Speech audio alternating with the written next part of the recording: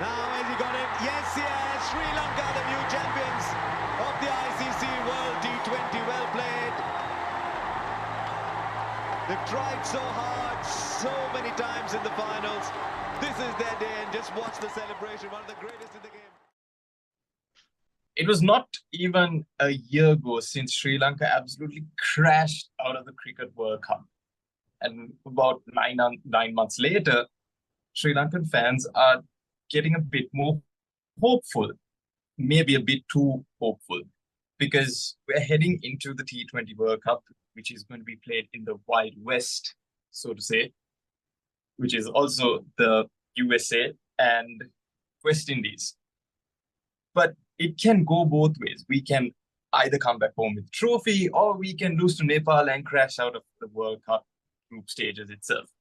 But we need to talk about it because the World Cup is in about a week's time. And to talk about it, it's Abhishek and myself, Kavinka, along with one of the, I should say, one of the most prominent people in sports Twitter of Sri Lanka, Mr. Akhila Seneviratne. Akhila, it's been 2 years since you come onto our show. Who is Akhila in May 2024? Thank you. I didn't realize it's been that long since I've been on the Grandstand podcast, but yeah, just to keep it like really short and simple. Same bio that you will find on Twitter and Instagram. So I'm a data engineer by profession and a sports writer by passion.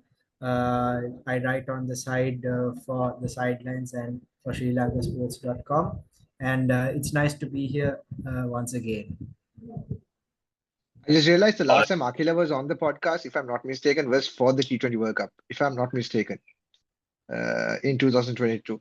But yeah, even Kainka, I think it's been quite a while for you as well, no? It's been like a year? No, not a year. Not a year, but the last time. Yeah, I mean, you and I were speaking about the World Cup as well. What? Yes, I mean, okay. I spoke in French. Yes, you're right. It was for the World Cup. In this, yeah, you're right. So the T20 World Cup seems to be no. It was the ODI World Cup then. But yeah, the ODI. But anyway, we're going to be talking about Sri Lanka's hopes and also a bit about cricket in general in this episode. So buckle up. We're going to be talking about Sri Lanka's prospects, our opponents, and a bit about, is T20 taking over in a bad sense or in a good sense? So this is the Grandstand Podcast. Welcome to the episode. The intro, whatever. 3, 2, 1. Right, so been seeing a few tweets here and there since the lineup came out. You know, I feel hopeful. Sri Lanka, there's something in the air today. Like, the lineup looks good. We might go to the semis. But then again, you have this mildly strong group of us that we shouldn't take lightly as well. It's a bit of a mix, no, Akhila? Like, I would say, as a realist, you also as a realist, Abhishek also as a realist, like, not to be too delusional, but to be realists in this and see every game as a challenge. Yeah, definitely, because actually this is something that I've been preparing to say, which I think yes, you have to think realistically, and yes, there is the people are saying there is hope and like that, but see, when you look at, let's say, a captain speaking from, let's say, in Australia, if you notice, like, it's almost never in their vocabulary to use the words hope and believe. If you notice that, right? Because have you noticed that, like, they never use those two words of hope and believe? But I think when it comes to like a Sri Lankan point of view, it's like those two words are like so really engraved in, like, the cricketing culture, that you know like, I'm not saying that just because you like don't use those words, there's a thing of like this champion mindset, that you don't you don't hope for something, you make it happen. Like, that's how we saw like Pat Cummins being such a really outstanding captain. And I know we will come to the IPL sooner or later, but I'm just trying to say, like, the end point is like, you have Pat Cummins as captain, and then you have Vayu Hasaranga for the captain of Sri Lanka. And I believe that the word hope and belief comes that like there is this like sense of like this real fighting attitude that is like engraved in Vayu Hasaranga, that people believe that that all the other players are like really going to bring that that fighting spirit, like they always people of the previous generation always talk about the kind of character Arjun Ranatunga was, and they expect to see that same sense in the younger players as well. I mean, obviously these are two completely different ages, but that the fearlessness, and want you take you're not gonna back down very easily. So Yeah, I feel like there's a small change in attitude when with the new leadership. And there have been certain things happening with you know in terms of the attitude wise, but we'll come to that later. But yeah, cool. that's what I feel like. The attitude has changed, and people have started to believe once again. Not to get too philosophical about this, but there was a video I saw recently. The word believe means you also doubt as well. So that could be a whole psychological thing, what's happening with teams like India, Australia. Like, you hope, you believe that something will happen, but at the same time, you have that grain of doubt. Like, Pat Cummins came up in that final and said, "We're going to silence the crowd. We're going to silence Ahmedabad." Like, that is the mentality, because he didn't believe, he knows. So the opposite of belief is doubt, but then the extreme opposite of both of them is knowing. So I think we need to know where we stand as a Sri Lankan cricket team or as a cricket team and go to that point. If we know that we are worthy of bringing that cup home, then yeah, we should bring that cup home. If we know that we aren't up to par, then we aren't up to par. But that was a good point what you mentioned. Like I can hear an ice cream truck at this point in time. Sri Lanka. How is it? That is 11:25, and I can hear an ice cream truck. Anyway, I know that there's an ice cream truck. I don't believe there's an ice cream. So you pointed out this interesting thing about the lineup as well, right?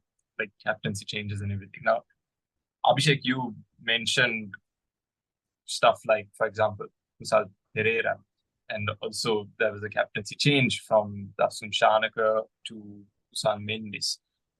That you can say it happened during the World Cup as well. But in your eyes, Abhishek, how do you see this panning out? Do you think Kusal Mendis has the necessary character and the ambition to go forward with this team?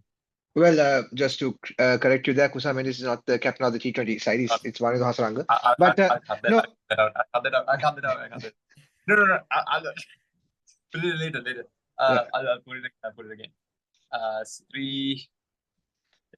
3, 2, 1. So an interesting point you mentioned, Akhila, was the lineup and the captaincy changes and stuff like that. Now, we know that the World Cup, or rather the T20 World Cup captain, will be Wanindu Hasaranga, according to the Sri Lanka Cricket Board, and the vice captain will be Charit Hasaranga. So, interesting selection there, and he's going to be, he himself is young, and he's going to lead a younger team. So, Abhishek, how do you see that panning out? Do you think that he has the necessary capabilities to push his team forward? Well, I mean, I guess I guess we'll find out. More or less, we'll find out. To be honest, I wasn't a big fan of Dasun Shanaka losing the captaincy. You know that, Kavinka, you had that discussion during the Cricket World Cup. Because I don't think Dasun's performances with the bat were not that great, but as a leader, he was very good at getting the best out of the players. And I think the reason why, I mean, one of the reasons why that campaign fell apart was because you had a guy in Kusal Mendis who was batting very well, thrust into the captaincy, and however much he wants to say that the captaincy didn't affect him, it surely did. And that's normal, because you're representing your country or leading your country in the biggest stage of your sport. And that you can see from the results, right? The first 3 games where he wasn't captain, his batting, his scores, and after getting the captaincy, his scores. It was a stark contrast. But of course, that was with the ODI captaincy. Wanindu Hasaranga coming as the T20 captain. Yeah, it could work. I mean, he has been our star player for the past couple of years, maybe more than that. And I think he has a good support system around him because he has 3 former captains, or 2. So Angelo is there, Dasun is there. I'm not sure whether there's anyone else in terms of former captain. Sorry, it's just 2. And also he has other senior heads like Dhananjay D'Silva, who is the ODI, the Test captain, Kusal Mendis, who is the ODI captain, whatever. So he has experience to turn to, and at the same time, he's got a good cricketing mind as well. And and I think Akhila gave a very good point. The guy is a fighter. Like he wants to give his all. You see it on the field, you see it with the ball, you see it with the bat, and that can be contagious. And the team might want to replicate that. And I think that could result in having good performances on the pitch. Like I said, only time will tell. Yeah. So, like, he's going to lead a team which has an average age of 27.8 calculated, thanks to ChatGPT. But that squad is going to have 6 all-rounders. Now, a lot of people were saying there are too many all-rounders. It's way too much. But then before the show, I was having a conversation with Akhila, and I was mentioning that in tests, you need specialists. You need specialist batsmen, you need specialist bowlers. In ODI, a bit more all-rounders thrown into the mix. But in T20, the more all-rounders you have, maybe you're put at a higher advantage. 6 is not common. But a lot of people were saying, for better or for worse, it might be good for us. Akhila, what are your thoughts on just like simply very short and sweet? Yeah. 6 will work, or do you more or less?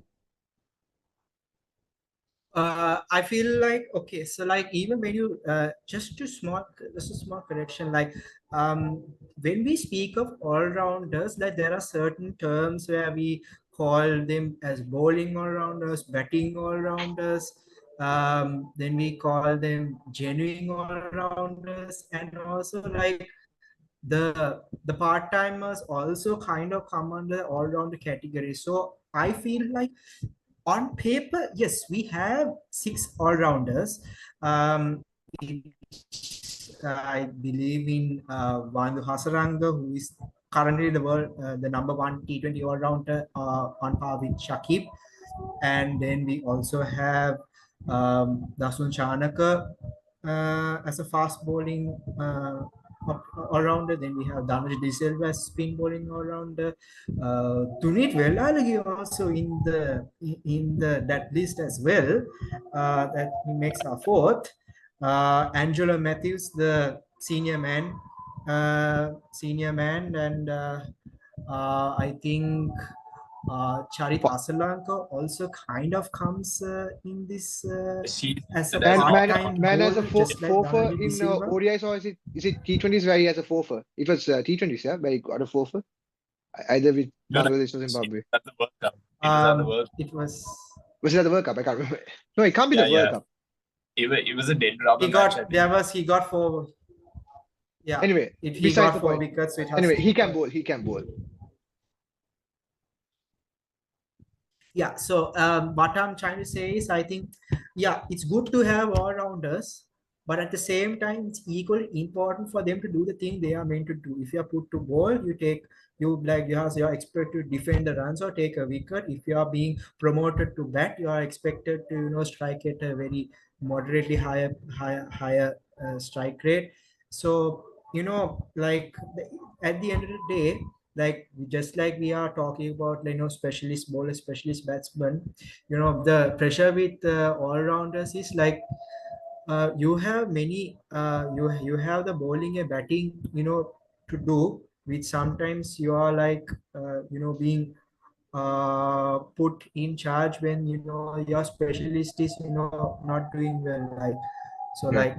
we see many times when you start to put your all-rounders when your strike bowlers are getting hit and want to keep the runs, so Yeah. being contained, and sometimes you lose too many wickets and then you decide to put in a floater just to do some damage control, like what Wadil Hasarangan has been doing recently. Yeah. So it's equally important for them to do, at that time, the specialized thing they are expected to do, because you can't bat and bowl at the same time. So,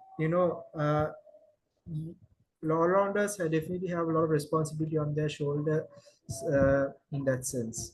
And just to add to Yeah. that, I feel like in recent times we have seen even though we have these all-rounders, they for sure they focus on all three disciplines, but I feel like they've also shifted focus to one particular discipline in this particular time. And I think one of the best examples is Kusal Mendis.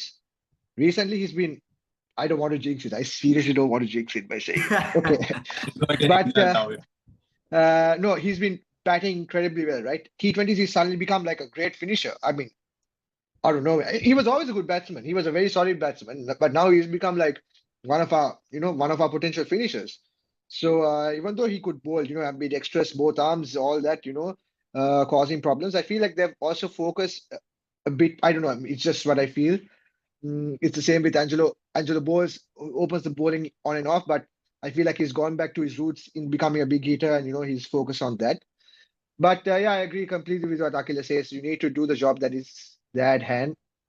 Yeah, and that's where you need to know your role. Like those things need to be identified, right? As in the team, like a particular role. And for example, I would say Kusal Mendis, they should just tell him, just go out and start hitting. Like, don't worry about anything else. The man is in good form. Don't worry. I don't know whether Akhila will agree with me or not, but I think Kusal Mendis, from the first ball, you go, you start, you try to hit every ball out of the park.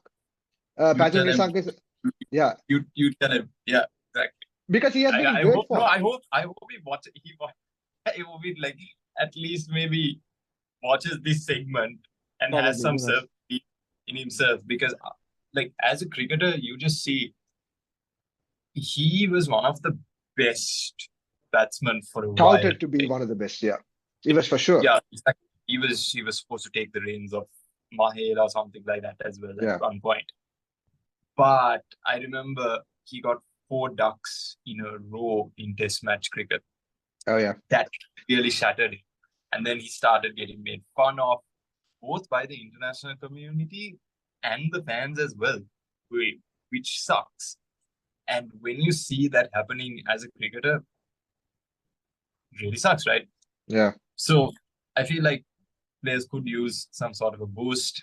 100%. Boost as No, but he was a player that rediscovered his form like incredibly well, and he was going to the World Cup, with such good form. I think it was a huge mistake to put the captaincy on his shoulders. And it's nothing against him in the terms of him being a captain. Maybe like he was captain of Prince of Wales, if I'm not right, Akhila.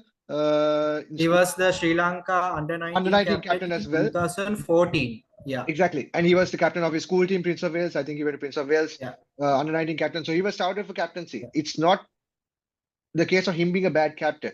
But at that point, he was batting so well, he didn't need to have the pressure of captaincy because he was batting well. You had players like Dhananjaya, I don't know, someone else you could have gone if Dasun was supposedly injured, so he had to relinquish the captaincy. That's the story. We have to believe it, I guess. Not trying to spur any conspiracies here, just reiterating. But yeah. So just going back to what I said, like if I feel personally as a fan, like, just observing, I think you tell someone like Kusal, you go out, you start hitting the ball from ball one. You have Pathum Nisanka, who's a solid batsman on the other end. He can take his time, set himself up, and go for the big score. So going back to what I said, identifying those roles, for each person. Of course, there's always that bit of adapting to do based on the situation, but for most parts, you see the best teams like always have that, right? They know what they need to do, and they stick to it. So yeah. Yeah.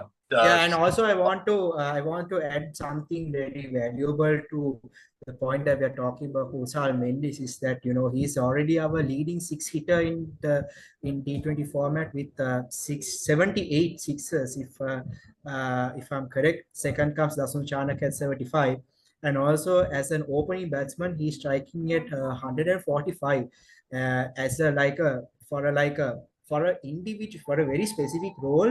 Like there is no other batsman in the present team who strikes as much as in that designated role. As an opener, he's striking 145, and with the sixes he's been hitting, I think yeah, you said like the pressure of captaincy probably definitely had a big toll on him in 100%. World Cup. So it's important for him to focus on his game and like do what he's really good at, and only that. Yeah. Yeah, 100%. I agree. So switching from Kusal Mendis to Kusal Perera, I know that Abhishek wanted to speak about this for a bit. So Abhishek, I'm just going to leave the floor to you for about a minute to A give your minute. opinion on. No, Yeah, I think because if I gave you more time, you would have gone for about an hour about how Kusal Perera has been unfairly treated. But no, I didn't say that. I didn't say that. I have mixed feelings about it. Okay. That's why I mean I would like to see what Akira thinks about it. No, regarding Kusal Perera, I saw a lot of reactions online, Twitter, obviously, about how he was hard done by. And there's an element to that. Of course, there was that whole saga that went on where he was recovering from his injury. I can't remember what the injury was, and I don't know whether this is true or not, but I think it is. Where Sri Lanka cricket didn't support him with this whole recovery process. I don't know how true that is. Um Sorry. Yeah, there was shoulder. a Oh, yeah, it yeah, was shoulder a injury. Yeah, exactly. shoulder Yeah. injury. Yeah, so that entire thing, okay, he recovers, comes back. Okay, when he came back into the team, he didn't have the best of runs. He was struggling. Okay. Um, I can't, maybe he had one good score. I actually can't remember. It was some time back, I think. But we're talking about Kusal Perera, right? A player who has won matches for Sri Lanka, who is an impact player, who can win matches for Sri Lanka. And I think there's a bit of recency bias with the whole outrage with him scoring runs in the NSL recently, the T20 tournament that was held by Sri Lanka Cricket, the domestic one. But at the same time, when he was given the chance, he didn't really perform well. Maybe there was a bit of rustiness involved. Uh, do you think Kusal Perera should have been a part of this team? Because I can make a case and say that, okay, fine, yes, Kusal Perera has not been at his best, but the best version of Kusal Perera can win you games, get you close to that title. But when he was given that chance, he didn't really show it. So what's your position on all this? Yeah, I mean, this is a very like unfiltered thought process because it's very like difficult for me to form an opinion about Kusal Perera. But if you like go by numbers, I believe he has 1,600 plus runs, the second most highest number of runs for a T20 batsman from Sri Lanka, only second to Dilshan. And yeah, he has 50 plus sixes. He's got a couple of 50s, but at the same time, if you look at the recent matches internationally, Yeah, I agree. but either he hasn't like scored as consistently enough, or he hasn't played consistent enough. Like you see him like coming once in a blue moon, play a few matches, and then leaves for some reason, like can be an injury or is out of form, or those kind of things. So like he for personally for me, like he has been there for a very long time, but like he hasn't had like a very continuous run. And just look at the lineup we have currently. Like it's no doubt that we definitely have a best opening pair, as of recent is Ratu Nisanka and Kusal Mendis batting together. So that means that the opening spots are already taken. And with recently Kamidu Mendis also doing a really good job at the one down position. Then you have, I think, Sadira at number 2 Yeah. and Charita Salanka coming at number 3. Then now most recently, Angelo Matthews has cemented his place at number 4.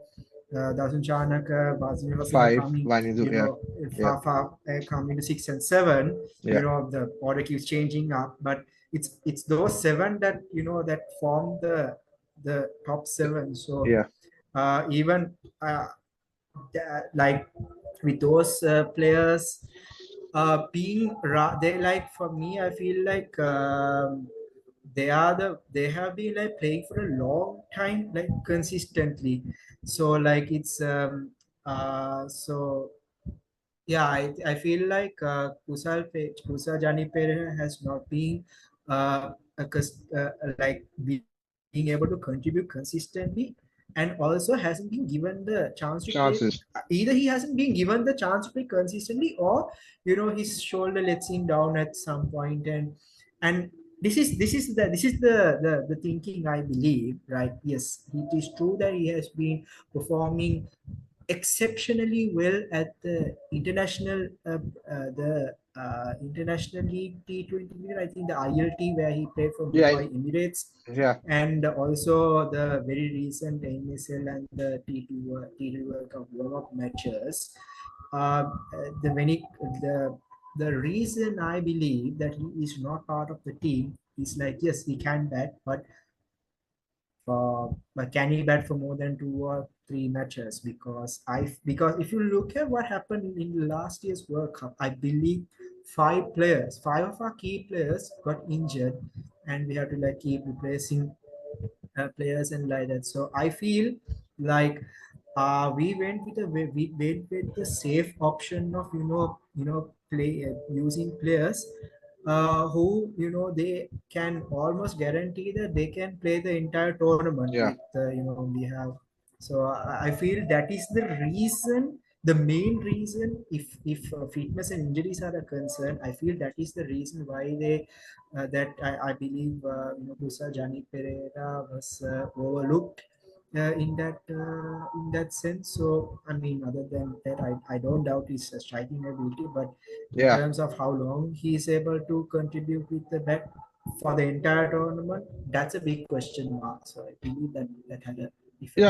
I agree because I mean, personally, I have no issues with the squad at all. I think it's a pretty good squad, a solid squad with experience, because I think from the 15 plus the traveling reserves, I think 9 or 10 of the players played in the previous World Cup, and some of them again played in the World Cup just preceding. So there's a lot of experience.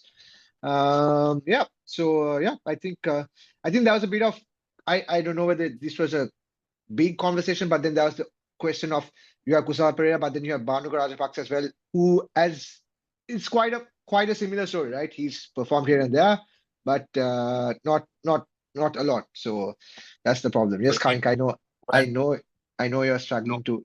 Sorry, what? No, 24 Bhanuka. Look, my dad also says the same thing. He's a great player. But if you're coming in Sri Lanka cricket team and not being consistent, which is honestly our issue ever since Sangha Mahela left, we've not been consistent. That is something we need to solve. The issue of consistent players, because you come in, even with Kusal Perera, unlucky for him, he got an injury. But when you come and put in figures of 30 in 10 balls, and then the next one is like 10 in 12 balls, you get out.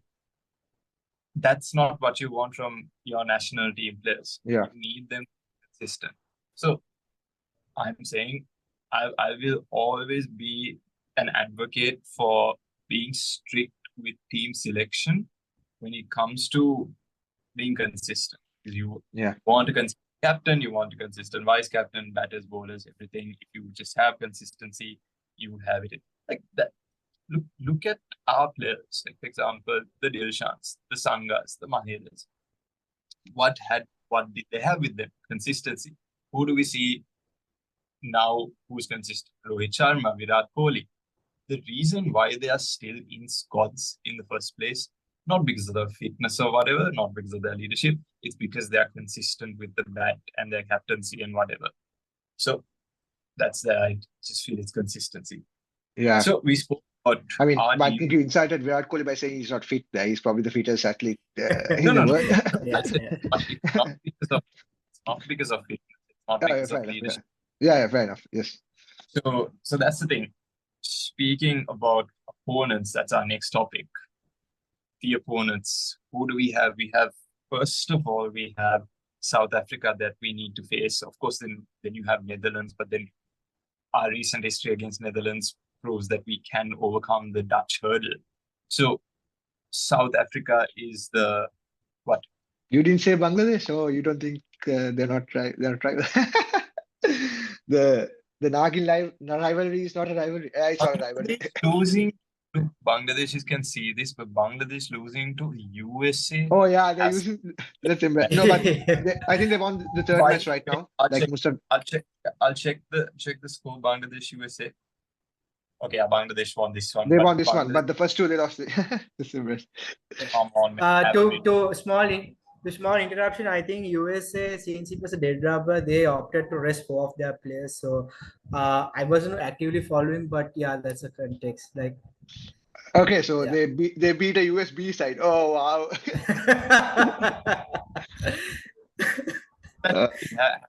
Have a bit of respect for yourself and don't put Bangladesh in as the.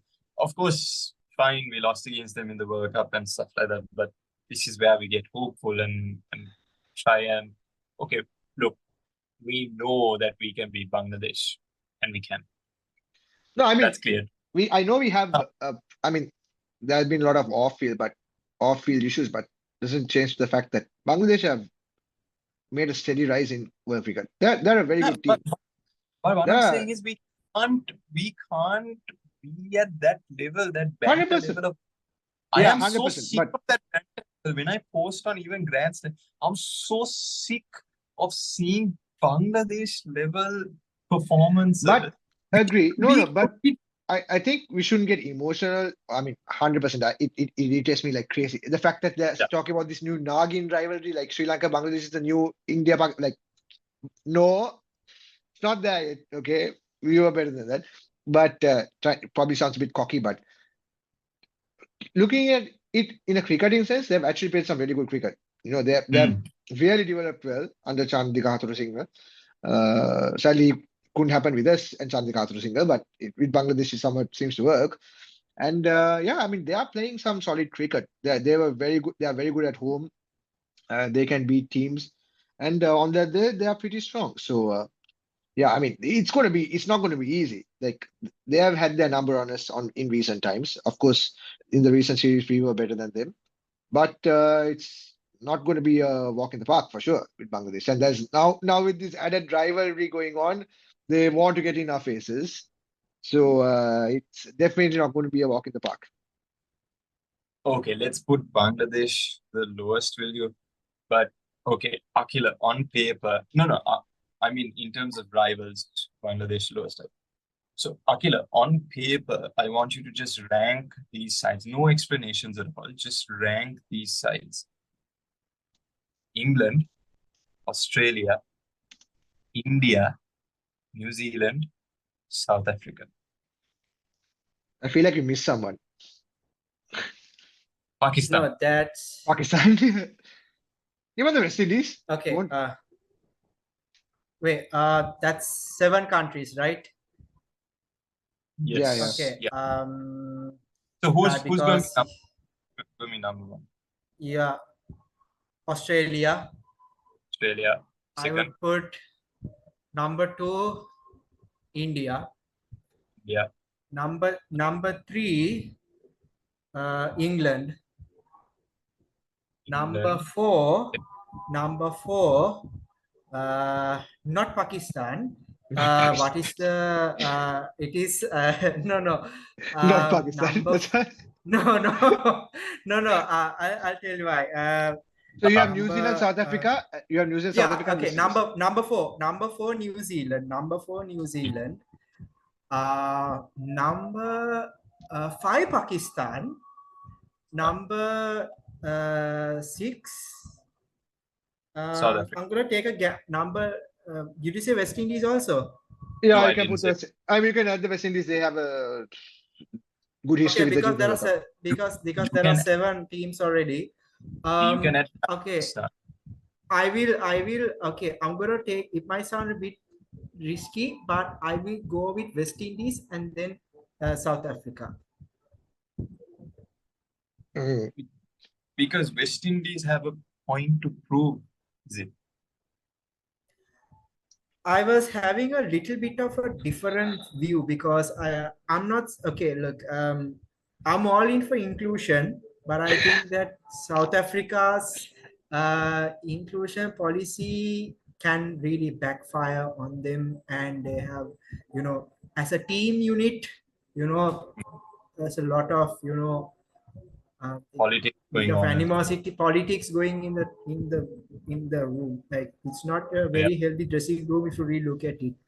Yeah. So I mean, if you look at West Indies, these are like a collection of different countries and still playing as one team, right? But I mean, look, at the end of the day, right, whoever plays the better cricket wins. But I'm just talking about like the team culture and those kind of things and the attitude. Like, that is the ranking base I went, and also like the current, like the team standing and what they can achieve. So yeah, obviously there is absolutely no way to get a like 100% ranking as such, but from those top 7 sides, which we say that is my ranking. Yeah, I think fair enough. Fair enough. I would, to be honest, I've not followed the teams as well as I did last time around. But last time I said in the during the T20 World Cup, I don't know whether Akhila remembers, but I said last time that there was no clear favorite. This time I think Australia is a bit more of a favorite. I mean, being defending champions and the way they play, and India, they struggle in the finals, but they're still. Uh, yeah, sure, Akhila, you have something to say? Yeah, actually, when it comes to the T20 World Cup as of 2023, it is England that is the defending champions who beat Pakistan in the final. But it, Australia won the 50 it's the 50 preceding. World Cup. No, They but are yet to win they are yet to win the T20 World Cup under the leadership of Pat Cummins, though, because they yeah, last won true. it on Aaron Finch, Aaron Finch, but and wasn't then that 2021? Wait, who? 21, then 22 was England, Oh 23 yeah, I the mixed up. 50 over World You're Cup right. was Pat Cummins, and now it's yeah. So there's England won it in Australia, is it? Because Australia won it in the UAE, or was it it's the other way the around? last no yeah, England won it in Australia 2022. Yeah, no, but regardless of that, I don't think England are struggling. But then you never know what will happen. I feel not struggling, but they're trying to figure themselves out, aren't they? England. You saw that with the ODI World Cup as well. And given the way Australia are playing, I still would say that they're number one, just like you said. India, because of their quality. I mean, I know we like to bash them and all that, and I love it. I enjoy it. But then if you look at it properly, like their players are so good, given their IPL experience and whatnot, everything that's and the way they create their players. So those two teams, if they perform at their best, those two teams are probably the better teams. But we've seen that that's not always the case. And after that, I don't really see a pecking order. It could be anyone. Even Australia could suddenly just like not play well, and they could end up not uh, having a good tournament because Australia, until the World Cup win, didn't always used to have the greatest of records in the T20 World Cup. Yes, they had a final, couple of finals, and a semi-final, but it really wasn't their tournament. Not unlike the 50 World Cup where you always know Australia is going to turn up. But yeah, I would still put Australia as number one. India probably number two. England maybe they could be third. But then I think South Africa could surprise people. I think if they can keep all their off-field problems off the field, because they have silently gone about their work in all 3 formats, I would say, and built a team that's continued from the AB de Villiers, Faf du Plessis, and all that. from that group. They're silently built. Honestly, they've been very unassuming, but they've built a solid team. And then you can't count out Pakistan because they have like star players like Babar Azam and Shaheen Shah Afridi, Shadab Khan, all these guys, right? And New Zealand as well. They're always contenders. They find a way to challenge. So, but that's why I say there's no clear favorite.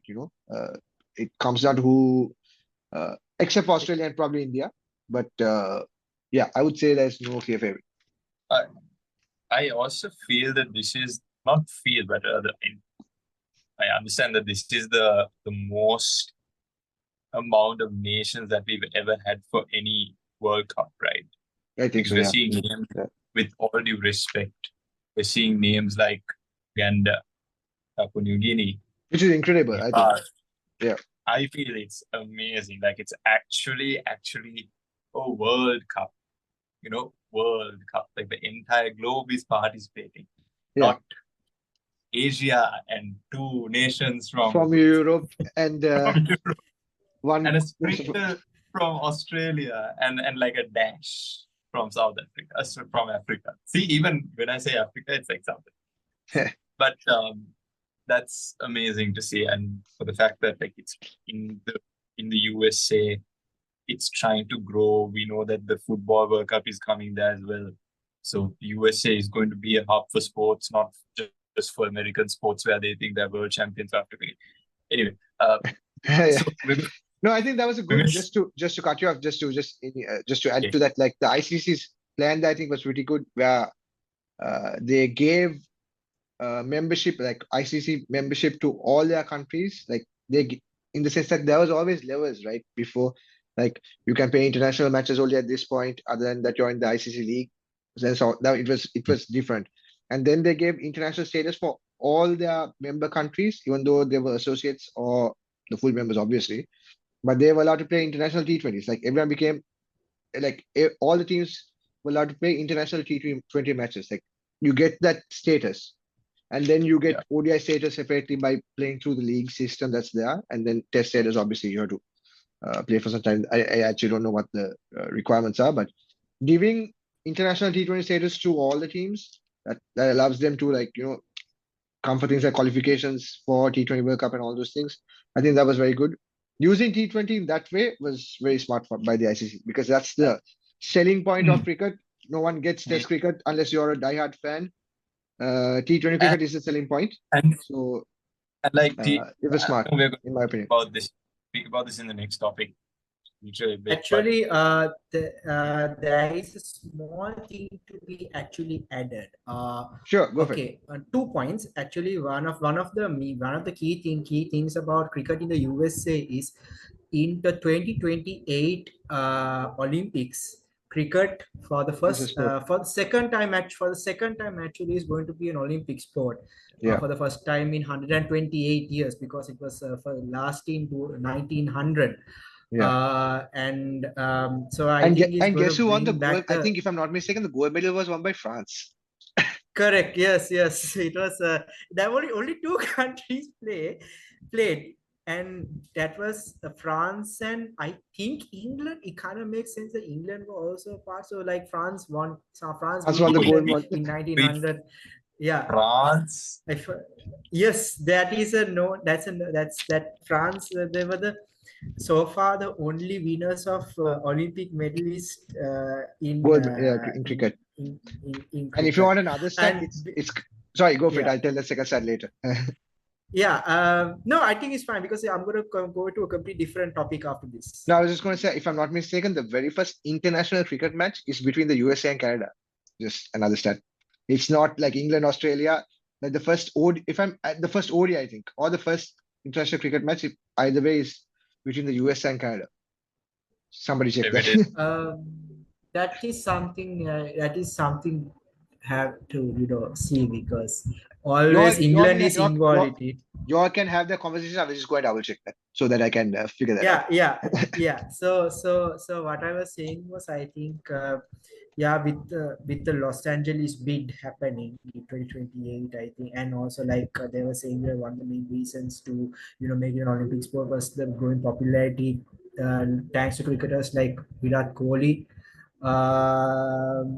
making a very globalized sport. And yeah, the T20 World Cup alone is definitely going to, build that infrastructure that is needed to have cricket in the USA.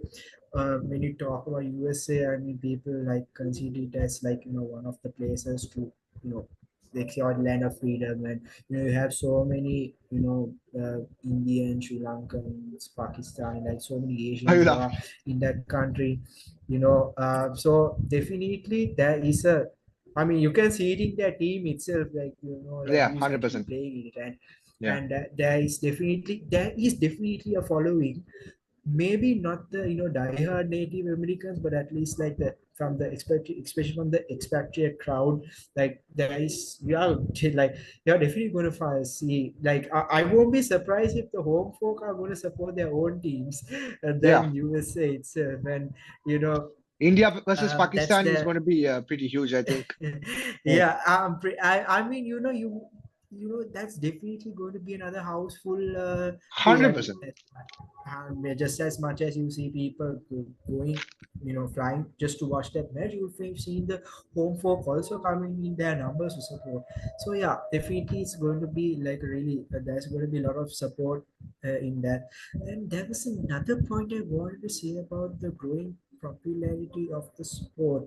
I think it's something to do with, yeah. So this time there are 20 teams that are participating as opposed to 16 in the last editions, where you have you have the already qualified 8 teams, and four others who are like trying Fighting to for, yeah, qualify qualify. as the top four. But now only qualified teams are playing in this, and that's 20. So yeah, this is the most number of participants in a single World Cup edition. And you have like at least 2 or 3 countries from every region. So yeah, it definitely feels like a World Cup after quite some time, as like, because in the 50 over World Cup you have 10 countries, but this time you have 20.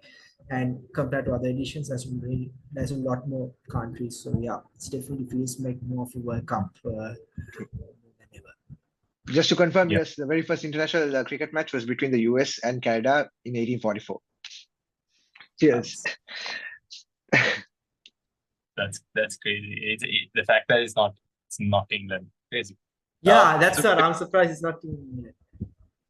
yeah, so we're gonna move to a bit of what we touched upon in the previous topic, and that is I'm gonna sandwich these two topics together as well. So it's Yeah, gonna be T20 cricket and also like its positives and negatives, and whether the IPL has contributed in a positive and negative manner as well. Now, there is a truth in here that Akhila, Abhishek, and myself have not watched a single IPL match. that's because they But made the IPL very inaccessible. That's. I mean, you have to pay. I can't be bothered to pay. you're living in a country which is not. No, even in Sri Lanka, they used to. I mean, I think that we couldn't afford the broadcast. I don't know that, but like they used to show it on iChannel, but not anymore. I mean, I don't have cable TV. I don't have cable TV. I should say Yeah, that. now it's on Sony, so Yeah, yeah. But anyway, back to the point. So we've not watched a single IPL match, but what we do know is that the IPL has contributed to a number of things: the 100%. popularity of T20, the growth of Indian cricket, the development of 5 Indian cricket teams, which are surely at world-class level. Number 4 is like revenue, different streams of revenue for cricket as well. Yeah, Also, it has impacted a lot of players. Whether you can say good or bad is up to you.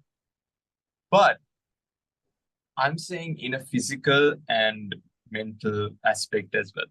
You're going to be playing matches every day when it comes to T20, most of the time. yeah, Of course, when it comes to international events like the World Cup, it's not going to be every day. It will maybe be every other day or every 2 days. But Abhishek was saying before this episode we were discussing, Abhishek was saying, okay, it's not the physical stuff Like physically you can recover because it's just about 3 hours, 3.5 hours of playing. But what I said was, okay, you can decide what this is. But what I said was, you look at the game itself. Imagine you put a 2 out of 10 performance on match day 1 and on match day 2, which is literally the next day. Your body is fine. You're healed from whatever cramp you had last night. You feel fresh and ready to go again at 7 p.m. in the night once more. But you're still trying to recover from the 2 out of 10 performance and try to put on a 10 out of 10 performance. I played sports and I know how hard it is to get back up from a fallback, a setback. It requires, you can't just do it like this overnight. So if that happens, then great, good luck. And so, sorry, not good luck, but great luck towards you. But when it comes to cricket, there's so many eyeballs looking at you as well. IPL is a prime example of that. You have so many crowds, you have sometimes hostile crowds as well. I would still say that the most hostile crowd is still in India, regardless of what people say about Lords and the Gabba and stuff like that. But the conclusion of this topic is that the IPL has contributed in both a positive, also a negative. But when you're looking at the negative side of things, I feel it's the players who are getting the negative side of things, not the fans, not the sponsors. What's your take on that? Yeah, I think I did say about this before. Like, especially if you are a young cricketer who's like very early in their career, like things like IPL give you like a really fantastic opportunity for you to learn from world class coaches, and the kind of you have like really experienced teammates. You have mix of nationalities, and also helps you to improve your personal skills, grow your social media followers, like, because that those are like the other perks that come. And yeah, like it's a whole different experience as compared to that national level commitment.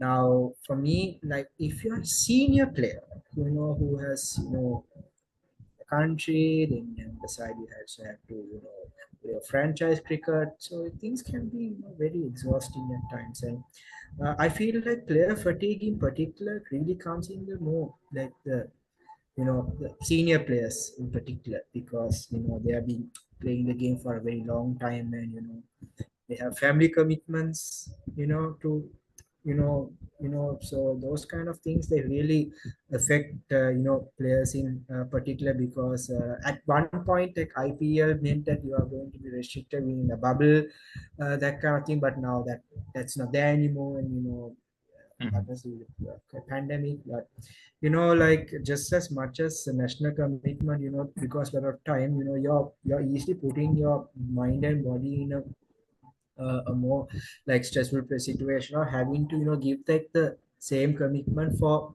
a very extended time. Because like one thing we need to also see is that if you are like playing cricket like 365 days of the year, where is your mind and body going to have a break that it needs? This back in the day you didn't have a lot of cricket, but now there's so much of cricket. Like once the IPL is over, you have like things like Big Bash League, you can have CPL, The LPL is also LPL. going to come, Yeah. LPL, right? So like it's like, okay, just think about this. Like you start your year with the IPL, you play the T20 World Cup, you go also play at the LPL as well.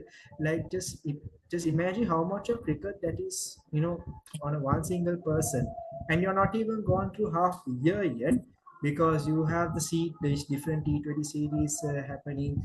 Some of the players are playing in the ILT T20 league also. So I think yeah, quality wise T10, there's a lot of like cricket. T10. that is T10, also yeah, that's, Yeah. I mean personally I think T10 is a rubbish format.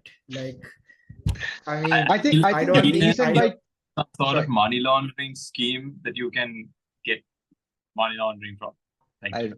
No, the reason why T10 was, I mean, the reason why the ICC and the MCC were trying to push T10 was so that they can somehow try and get it into the Olympics, because that was the problem with times, right? Yeah. Because it's a long sport and you have crowds staying, like it's not a 90-minute football game.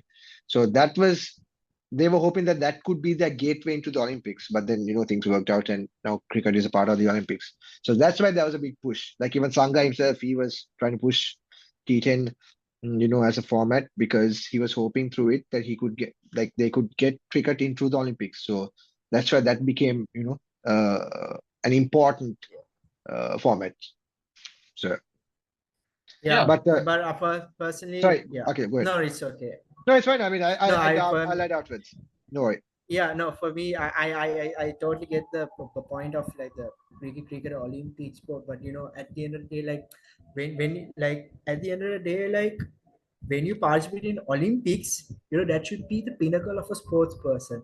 But if Yeah. you have that for T10, and then then it's like you can't compare an Olympic achievement and a World Cup achievement. They're like two completely separate, things. So in that case, I think like either they should not have cricket in the Olympics, or just let the like not change the format as such, because it demands the same players to play in this, unless you demand T10 specialist, then I don't see an issue there, like mm, To be honest, I think that's you what you see have, even with sports like yeah, football and rugby, right? Like most of the time, the football yeah, teams that go to the Olympics they're not the starters for the main team. Like if you look at the squads, right? I mean, you need to manage as well. So you put your more, I mean, yeah, your second team in. I mean, that's what happens basically. But if then I think the ICC, like you said, they have to decide what they want. But coming back to your point on the players, right? I think having a lot of cricket is good, I think. And I think the players are now, especially the ones who play both international cricket and the T20 circuits. I think right now they come to a stage where they can make a choice of what leagues they play and what leagues they don't. So now I think the players have it's on them that they can decide. Okay, I'm going to take a break. I'm not going to play probably the PSL or the LPL. I'm only going to play the IPL and probably the Big Bash League or anything. There's the 100 as well. I want to play. Depending on what international tournaments are there, they can decide what they want to play. But I think it's very good because you have a lot of players who are not contracted with their countries, because they're, so you have only 11 players who can play, 15 in a squad, maximum 23 in a pool. Like you're not going to get past that. And there are a lot of cricketers that make their money, professional cricketers that make their money playing the T20 circuits. So this is for them, more or less. And I think if you look at that, yeah, they're trying to, make their, make ends meet. I mean, obviously it's good. It's not to the level of like professional football, but it's good money.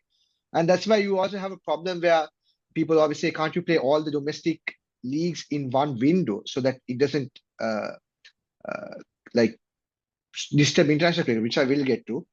Like that's the problem, because if you decide to play all the domestic leagues in one window, let's say from I don't know February to April or whatever, then you are taking away like money, like literally money, like cash that players can earn by playing in these different leagues, because you can only commit to one, and not everyone's going to get the IPL because there's still only so much that the IPL teams can hire.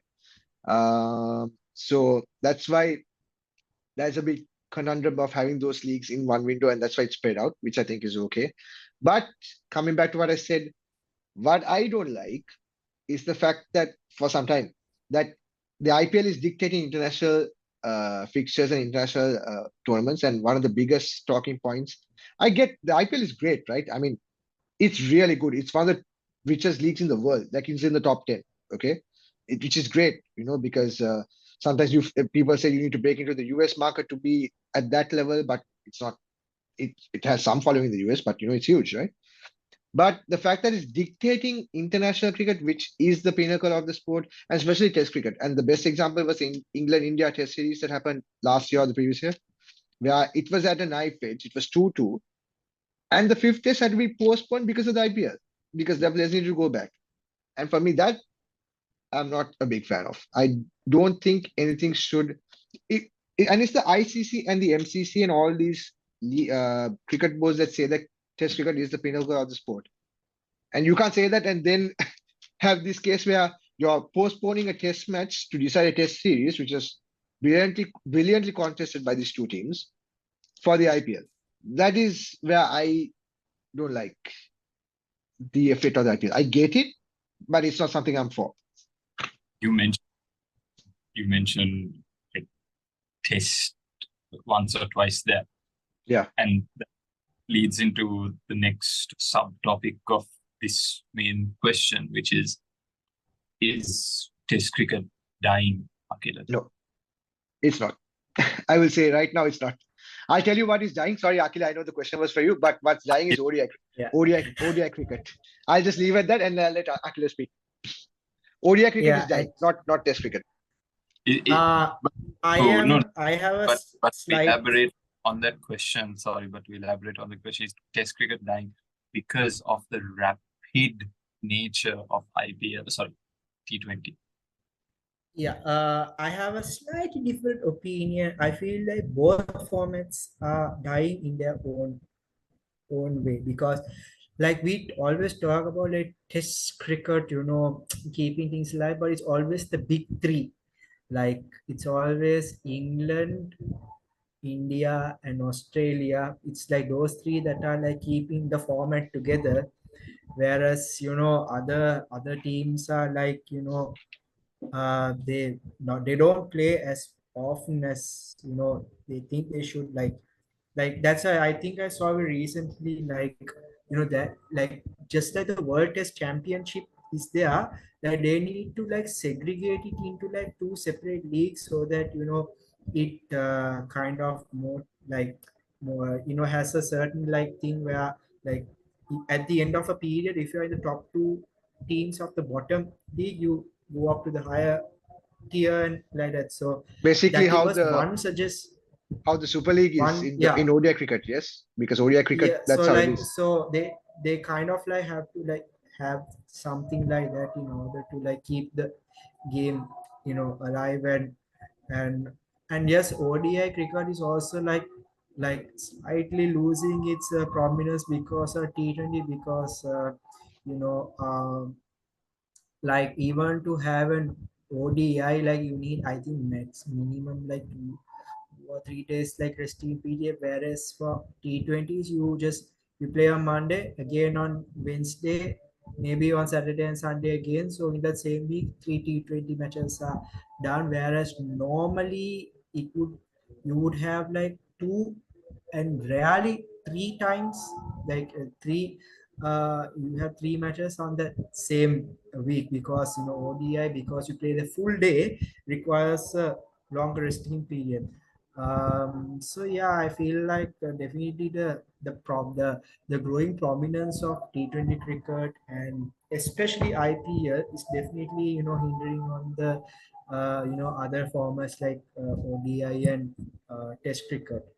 So yeah, like Abhishek already said earlier about the window, being clashing, the IPL window, clashing with international cricket, and an IPL dictating the fixtures. It's not very healthy, and I think we need to keep international cricket alive. And I think then in that case, the only solution for that is have like franchise cricketers, something for like budding cricketers to perform, and then if they're good enough for that, then come into international cricket. I think the same happens in football.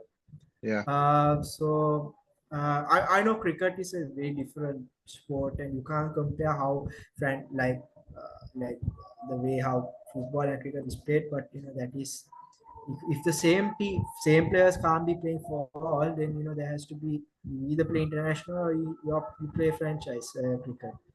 And at the end of the day, it's money that comes into Dictates. the conversation. Yeah. No, I think Akhila nailed it there, because you're talking. I think by the Indian commentators, this was their big argument about. Look at football. It's not the international cricket. It's not the international football teams that It's not international football that takes center stage. It's the leagues. It's the clubs that they decide where their players play. But it's completely different. The IPL was a great league, born in 2008. these clubs have such a big history. Like communities were formed around these clubs. It's completely different. You can't compare the two. If you want to compare, you have to compare like in cricket, you have things like the county championship and those clubs. Maybe that could be compared. But comparing an IPL franchise to the the football, the words are coming, but the football way of things is it's not the greatest of examples because you have like right now, of course, it's a growing fan base, but if you take England, like an entire city supporting one club, like United. If you take Manchester, you have like two sides of a city, one supporting the red side, one supporting the blue side. It's embedded in families, and from small days they want to like they grow up wanting to play for their club. It's a completely different thing. So it's not the greatest uh, like how the India commentators they try to bring that. For me, it's not the greatest greatest example because I feel like uh, I feel like cricketers want to they grow up wanting to play for their countries. And just one more thing regarding the Test cricket conversation where I said it's the big three. Big three, I agree. The reason why I say it's not dying is because of the ICCs and all these cricket boards, because of all their position on how Test cricket is the pinnacle of the sport. So I feel like if it goes down, they will do something to make sure it doesn't, die. They will do what needs to be done.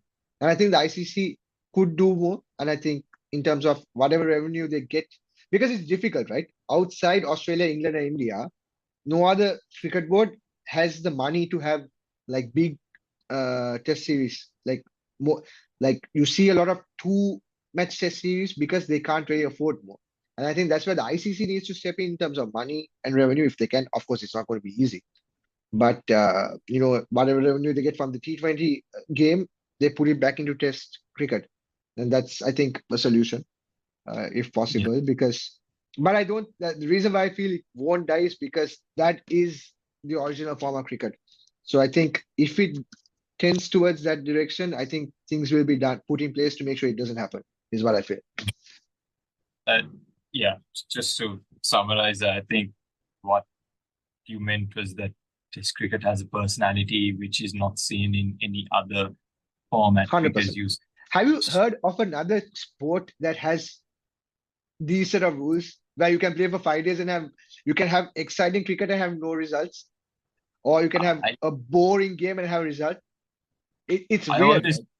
Always felt that Test cricket is the long-term satisfaction of something, while T20 is just the TikTokification of fair enough.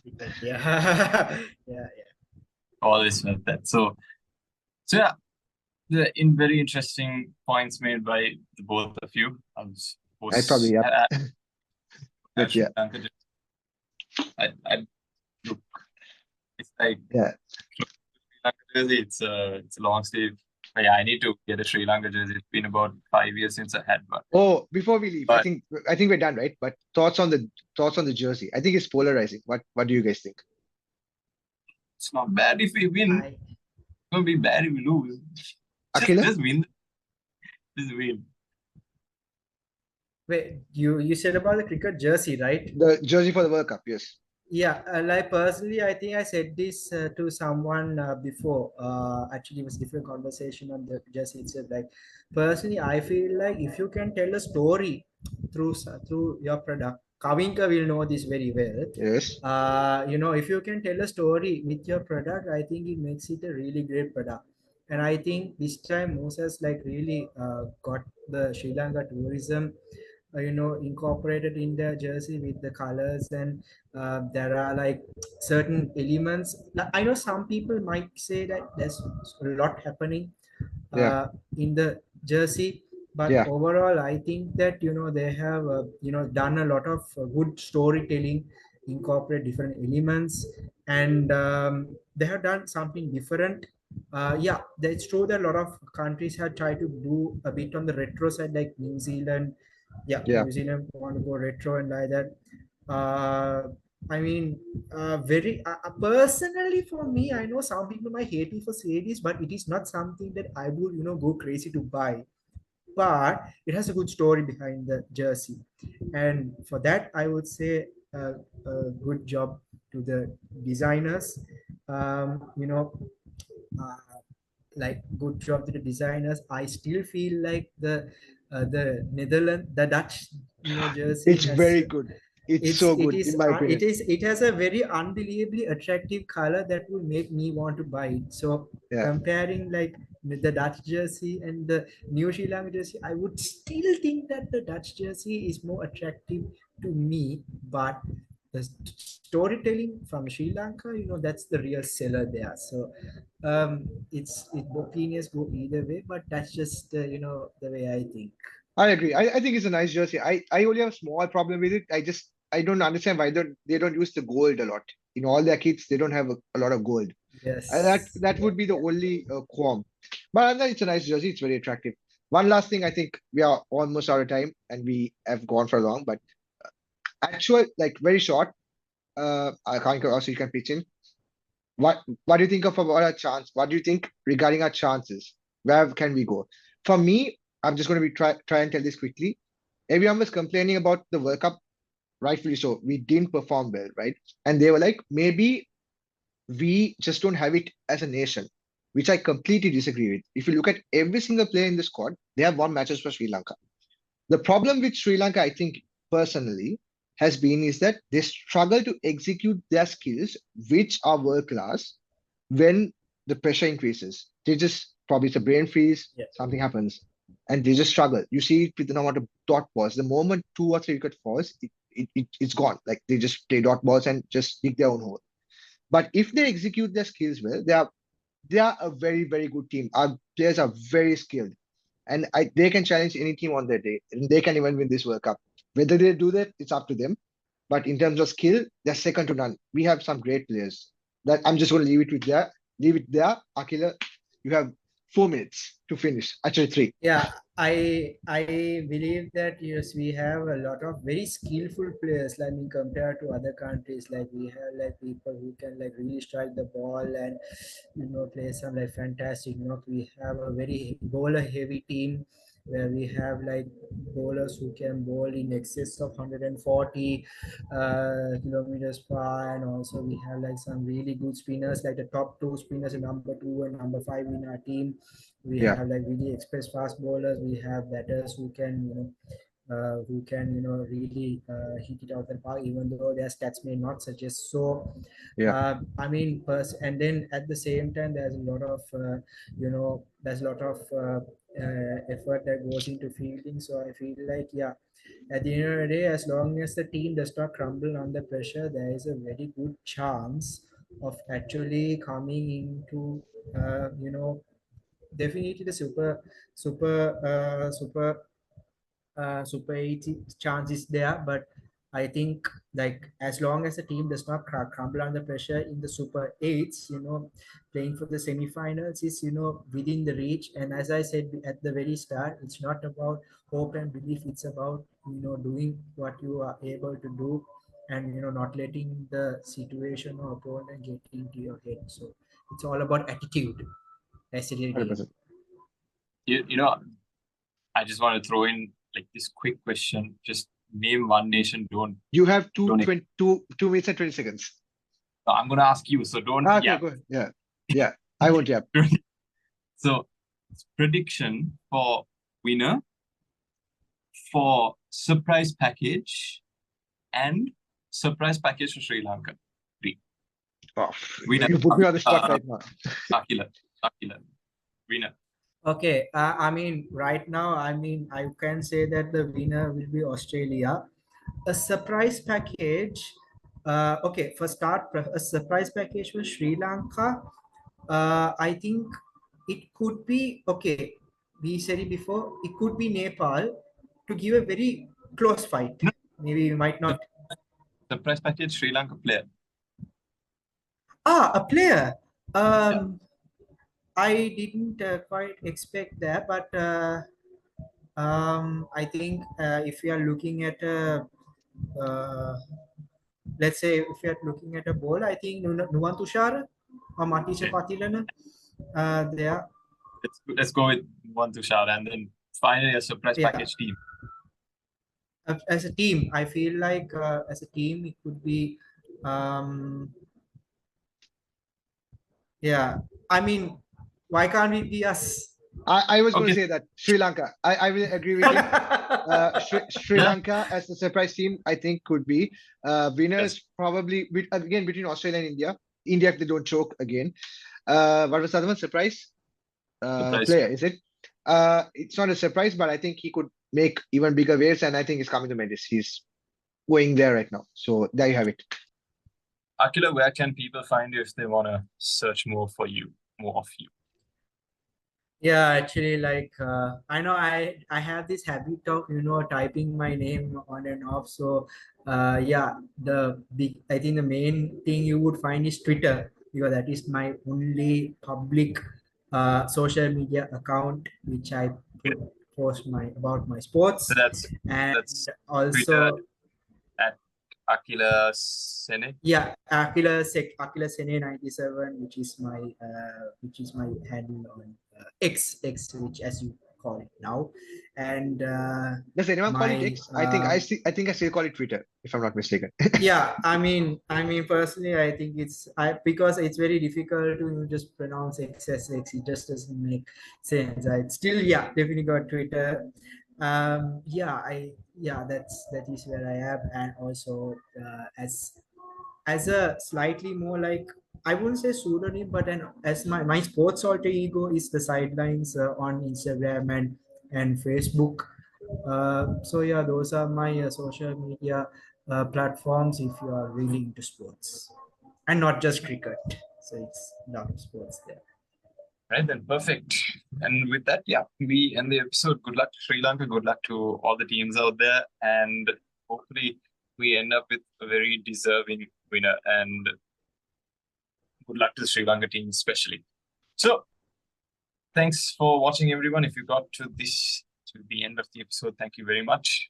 We'll see you in the next one. From myself, Kavinka, Abhishek, Shaveen as well, who is not on this episode. Shavin, I mean, we are recording this right before the Monaco Grand Prix, so he'll either be crying in the next one or he'll be partying. So yeah, you will find out.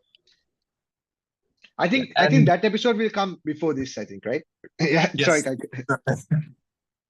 Yes. Let me end the episode. Oh my god! You can end the episode. This is record. Abhishek, don't say anything. Yeah, we forgot to talk about one thing actually. I'm just kidding. Don't cut this. Keep this in the episode. Don't cut this. You can end the episode. You can end the episode now. Thank you all for watching, and from myself, Kavinka, from Abhishek and Shaveen, and our guest for this episode, Akhila. Take care, and we'll see you in the next one. Bye. Bye.